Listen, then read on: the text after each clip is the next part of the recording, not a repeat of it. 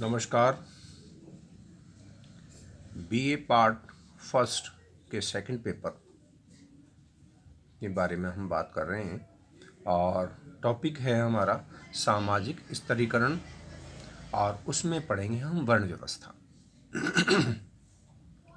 Social stratification, वर्ण।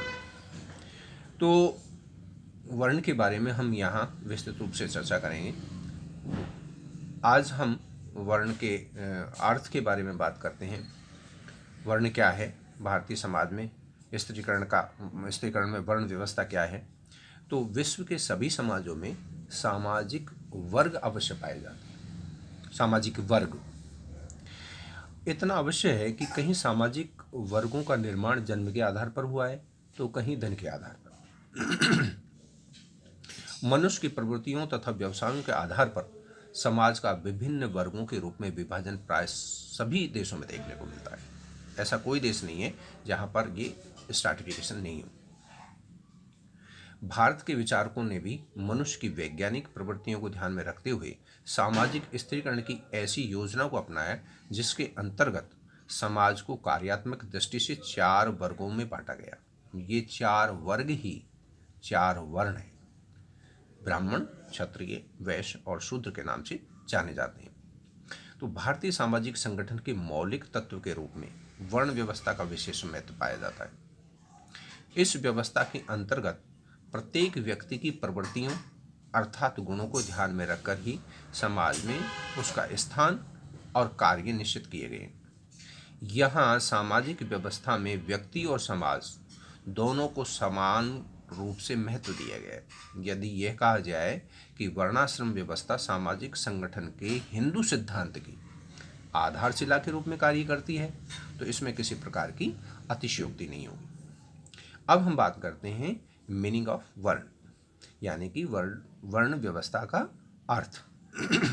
कई लोग वर्ण और जाति को एक ही मान लेते हैं, परंतु वास्तव में ये दोनों पृथक अवधारणाएं हैं। शाब्दिक दृष्टि से वर्ण के 3 संभावित अर्थ लगाए गए।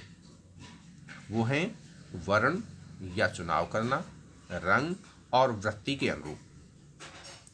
3 अर्थ हैं वर्ण यानी कि चुनाव करना, रंग और वृत्ति के अनुरूप। पहले अर्थ को लोग विशेष महत्व देते हैं।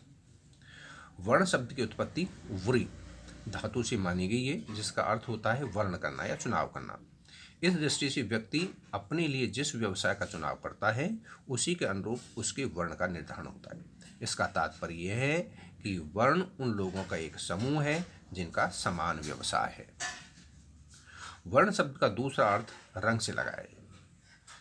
सबसे पहले ऋग्वेद में वर्ण शब्द का प्रयोग रंग के लिए किया गया तथा प्रारंभ में आर्य और दास 2 वर्णों का ही उल्लेख मिलता है। डॉक्टर घुरिये ने भी कहा है कि आर्यों ने यहाँ के आदिवासियों को पराजित करके उन्हें दास या दस्यु नाम दिया और अपने तथा उनके बीच अंतर प्रकट करने के लिए वर्ण शब्द का प्रयोग किया गया जिसका अर्थ रंग भेद। वर्ण शब्द का तीसरा अर्थ वृत्ति से संबंधित है। इस दृष्टि से जिन व्यक्तियों की मानसिक एवं व्यवहार संबंधी विशेषताएं एक समान हो, अर्थात जिन व्यक्तियों का स्वभाव एक जैसा या समान हो, उन्हीं से मिलकर एक वर्ण बनता है। शाब्दिक अर्थ के आधार पर वर्ण के वास्तविक अर्थ को नहीं समझा जा सकता। वर्ण का संबंध व्यक्ति के गुण तथा कर्म से है। जिन व्यक्ति के गुण तथा कर्म समान थे, अर्थात जो समान स्वभाव के थे, वे सब एक ही वर्ण के सदस्य माने गए थे। भगवत गीता में भी कृष्ण ने इसका उल्लेख किया है, अर्थात श्री कृष्ण ने कहा है कि मैंने ही गुण और कर्म के आधार पर 4 वर्णों की रचना की है। यानी कि भगवान श्री कृष्ण ने कहा है कि चतुर्वर्ण मया सृष्टम गुण कर्म विभागशः, यानी मैंने ही गुण और कर्म के आधार पर 4 वर्णों की रचना की है।